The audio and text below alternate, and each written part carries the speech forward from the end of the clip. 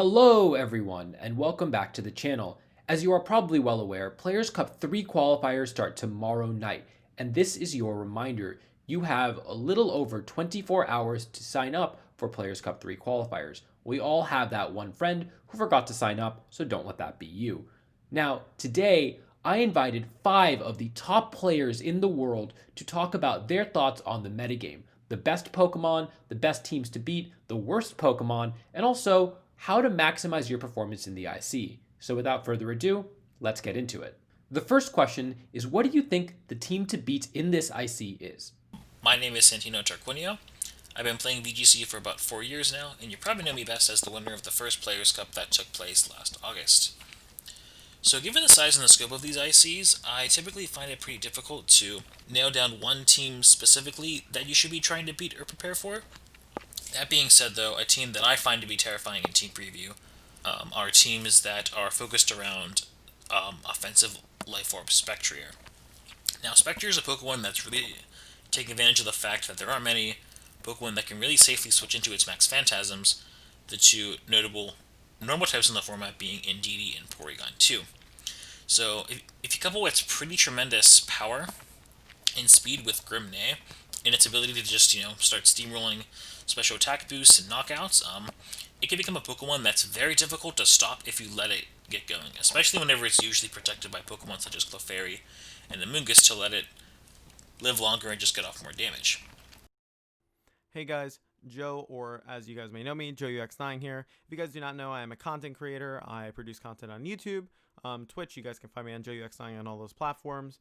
And basically, and I also do coaching as well. But basically, if you haven't known, I've been kind of a player who's been around since 2017. I really only started doing well in 2019, won a regional in 2019, top cut 3 other regionals. Also did really well this series, managed to win one of the first major grassroots tournaments that was held, and I've also held some of my own tournaments. So I've gotten to see a lot of Series 7, kind of got some experience with it. And I think the best team right now is definitely like the double Intimidate, Landorus, Incineroar kind of compositions with like setup Landorus and Togekiss to support. If you guys don't know, that is one of the teams that recently won the Zelda Challenge, actually. So, if you guys don't know, I believe a Japanese player piloted it to #1. Very consistent team. Also, that kind of archetype is just very strong when it comes to just kind of giving yourself a lot of options, having a lot of different ways to kind of beat the opponent, and giving your team a lot of flexibility. Hi everyone, my name is Antonio and I'm a Spanish VGC player.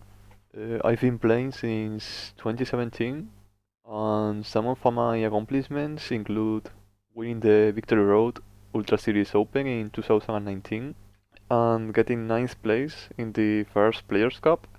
So in my opinion, the team to beat right now is without a doubt Colossal.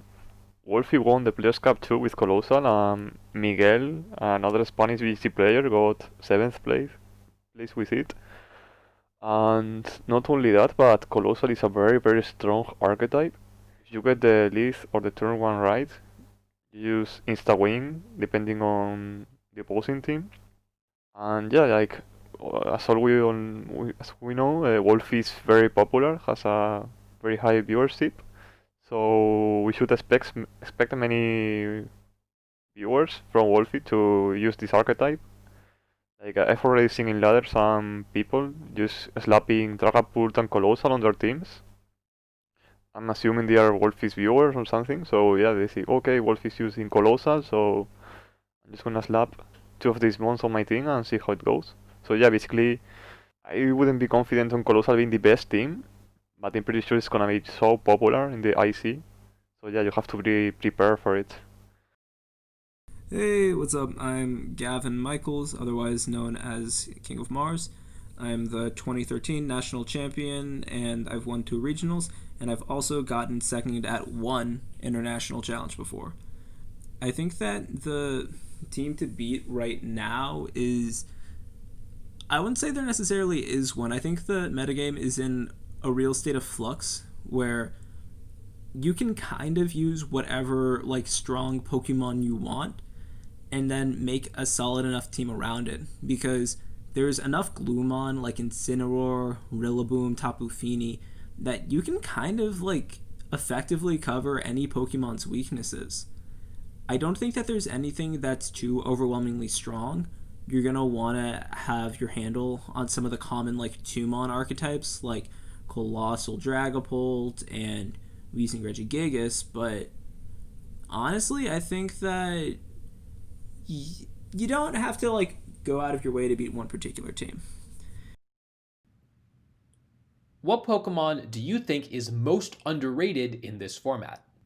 Good afternoon, my fellow Supermaniacs. My name is Rajan Ball. With respect to my Pokemon history, I've been playing VGC since 2016. I top cut nationals in 2016.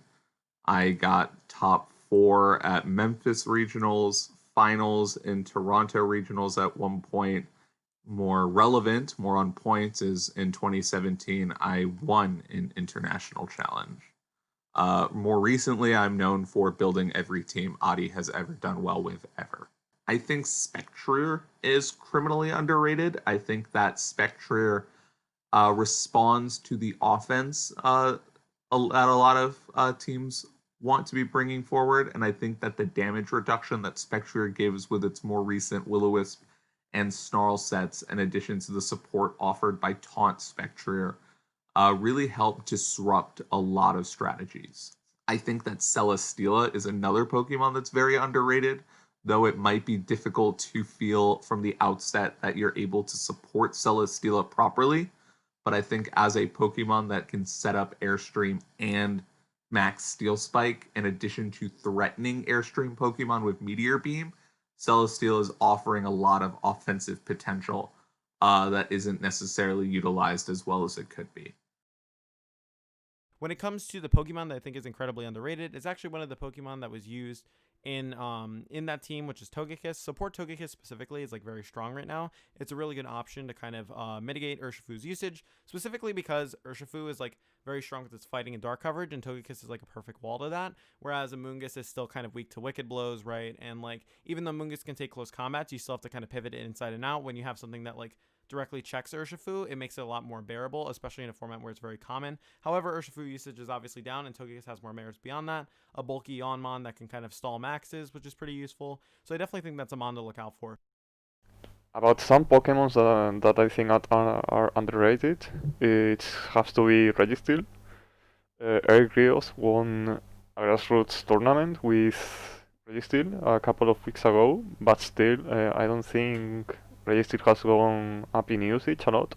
It's a very, very good Pokemon. It reminds me of Iron Defense Ferrothorn, but it's even better because it doesn't have a 4-time weakness to fire. So the way Eric played it was basically you set up Iron Defense, you give it some special defense boots with Ice Cream or Massquake, and then thanks to leftovers and grassy terrain, it just recovers so much health in every single turn that it wins just by pressing body press pretty much.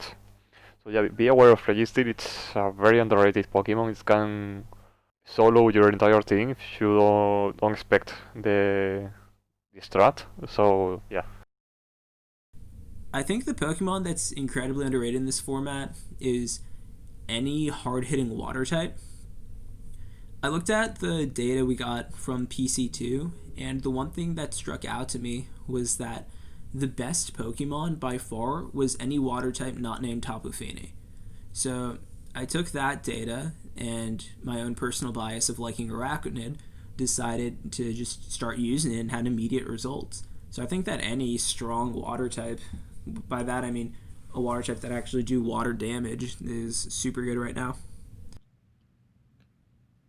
What Pokemon do you think is most overrated in this format? I would probably have to give that to Venusaur. At least for me, it's just a Pokemon that feels much more intimidating to face than it is to, I guess, play with. It just feels quite underwhelming from my experience, and it's pretty inconsistent given its usage of Sleep Powder. It just seems like a Pokemon where if you're playing against it, you kind of always have to assume that they're either going to be hitting their Sleep Powders or kind of preparing for the worst. Whereas if you do use it and you whiff a Sleep Powder, it could really put you in a bad spot. Not only that, but I think it really does rely on Sun to be pretty threatening. And if you can't manage to finish the game before Sun is up, then you kind of have this Pokemon that's a bit of a sitting duck, especially because they usually drop Protect in favor of Sleep Powder. I think the most overrated Pokemon is Tapu Fini. Tapu Fini kind of sucks. I think people realize that it used to be at 60% usage, now it's at 30% usage. But Fini has a lot of counterplay, and it's really easy to make it go ahead and do nothing. And you start to realize that the reason that you're using Fini is for misty terrain, at which point, is it really worth it? When it comes to a Pokemon that I think is very overrated, I would probably say Grimmsnarl. Before my answer would have been Urshifu, but the reason why it's no longer Urshifu is because its usage is kind of going down. I think people are realizing that it's not necessarily a huge Titan. It's annoying, but it's not like the most strongest Pokemon ever. When it comes to the overrated mon, I do think Grimmsnarl is a little overrated right now. I do think it's very good. I do think Screens is very good. I just think it's getting slapped on a lot of teams that maybe it shouldn't always be. However, I do think that it is a very valid option, and it can add a lot to a team if the team can use it, which is pretty helpful. Then some Pokemon that I think are overrated it has to be Metagross and Metagross Center teams, without a doubt. Metagross was very popular in the early stages of the metagame, but its usage has gone down apparently. Although according to the Pokemon Home usage stats, it's in the 11th place in usage. So yeah, basically Metagross is used as a defensive Dynamax Pokemon to just get defense and special defense boosts. With those boosts, you also have a witness policy. You can self-proc the witness policy and hit very, very hard. But outside of Dynamax, Metagross is very, very bad in my opinion. Like, it doesn't have much offensive pressure, it's quite slow, and it doesn't hit that hard. And we also have very popular Pokemons like Urshifu, who just one-hit KOs non-Dynamax Metagross. Yeah, basically any other steel type like Celesteela or Kartana does the same job but better. Yeah, I think Metagross is overrated by a lot in this metagame. I think most Pokemon that are used in VGC 20 or in Series 7 are used for a reason because they offer either strong typing or good stats or effective at enabling other strategies. And I haven't seen anything really that people use, and I'm wondering why they do that. I think that initially, when we speculated the series, that we ultimately overhyped Kartana a little bit, and that Kartana seems to frequently on paper look like it checks Pokemon like Rillaboom, Regieleki, Glastrier, but that it's very easy to put it in circumstances where it doesn't do that effectively. I think that Landorus T is probably more used or used more frequently than I understand. I think that as a Dynamax Pokemon, its damage can be mitigated pretty effectively, and I think that I would often rather use something else. That being said, these are still very good Pokemon, and I don't really see what is that overrated right now. What is your best tip for maximizing your performance in the International Challenge? My best tip for doing well in the IC is it's objectively better to wait until the last day, but the most important thing is to make sure that you're able to maintain your mental stamina. I personally don't like playing all of my games in one big chunk. I like taking breaks, so I think that's important to give yourself enough time and space to not have to just grind all of your games. My best tip for doing well would be your mentality. So Pokemon's a big game of mentality. Obviously your team and your play goes into it, but kind of having the strong mentality of like, even if you take a loss or it's like very unlucky or something, you need to be able to tell yourself like, look, I took this loss, but it won't determine the rest of my day in the IC. It won't determine the rest of my games. I need to make sure that I'm making the best out of the experience, learning from it, and pushing on. And sometimes in the IC, you can kind of like pressure yourself, but just realize that like there are a lot of other players who are also struggling with the same exact thing. So it's going to not be bad. And like as you continue to get in better and improve, your nerves for the IC go down. Like for me in my position, I feel pretty comfortable. I don't usually get too worried about the IC, but for some people they do get a little more worried, which is obviously valid. So just kind of understanding that everyone else can be in the same boat or is in the same boat is like very like comforting, I think, to some people. And just make sure to kind of keep your mentality in check. Make sure to take breaks when you need to. Everyone functions differently in terms of how long they can play or what they want to do, but just make sure to just trust yourself once you lock in, and just kind of like keep that strong mentality of like, I'm gonna make the next game mine. If I had to give you guys one tip for playing this upcoming IC this weekend, I would definitely say stick to your comfort zone and stick to what you know. Keep in mind that thousands of players are going to be playing in this tournament, and while you're probably going to be seeing some of the more meta picks, you are also likely to face some Pokemon that you're not used to seeing, and strategies that you're also not used to seeing.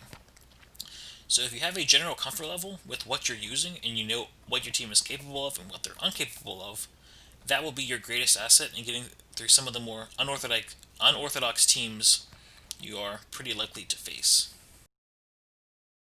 I think one very important thing is to recognize that you're playing a lot of games all at one time, and that you are going to have to care about your stamina while playing. You're going to have to make sure that you aren't playing while tired, playing while hungry, playing while cranky. You want to make sure you're responding to your own physiological stressors to make sure you're making good decisions in a timely fashion, and aren't tilting yourself. I think it's important to recognize what your goals are for the international challenge, and make sure you're enabling yourself to to meet those goals. Whether you're trying to see how high you can go, whether you're trying to qualify for Players Cup 3, or whether you're just trying to win more games than you did last time. It's important to know what you're attempting to do and make sure you do the best you can at making that happen. And that sounds very simple, but I've seen people who wanted to qualify for Players Cup, then in the middle of their run, try to see how high they could go, and then tilt themselves down to where they almost didn't qualify for Players Cup or didn't qualify for Players Cup. And that's heartbreaking. When had they just realized what they wanted to do with that international challenge, parked where they were at, they wouldn't have had to deal with that level of stress. And from a playing perspective, I think that when you're playing a lot of games at once with a lot of different strategies in front of you, you will be doing yourself a bit of a disservice by playing a team or playing a strategy that is high at variance and more relies on metagame predictions. Your opponents will be using a bunch of different things that do a bunch of different things, and that are not necessarily in line with what we would even consider to be the metagame right now. And that if you are trying to heavily counter Pokemon you think will be popular, you might not play that Pokemon 8 games in a row, and that will be really sad for you and your team. So it's probably more effective to rely on a team and a strategy that you can try to promote without needing your opponent to have done something or to have brought something for your strategy to be effective, and for you to be able to play to something that wouldn't require information on your opponent's team. And finally, I think if you're playing your own strategy and playing your game as effectively as you need to be, you would do your best to put yourself in positions where things like ally switch would not cost you the game, but make sure you're aware that your opponent can just cheese things out, and try to enact lines while playing that give you the fewest opportunities to get hit by something you were not expecting and to lose. But lastly, be realistic. You can't win every game in an international challenge like this. You're prone to get lucked out. You're prone to make bad decisions as a result of being tired, and you're prone to get cheesed out by someone whipping ally switch on a Pokemon you didn't even know got it. And that will happen, and that's okay. But take a deep breath and then queue up the next game. But that's what I've got. Thank you for having me. And good luck this weekend, whatever you want to do or however you want to participate. Thank you all for watching, and I hope you enjoyed the video. I have these fantastic 5 fellows' social media linked in the description down below, so make sure to check them all out. And while you're scrolling down there, don't forget to subscribe. We are so close to 1,000 subscribers, and it would make my day if we hit it. Until next time, I will see you all later.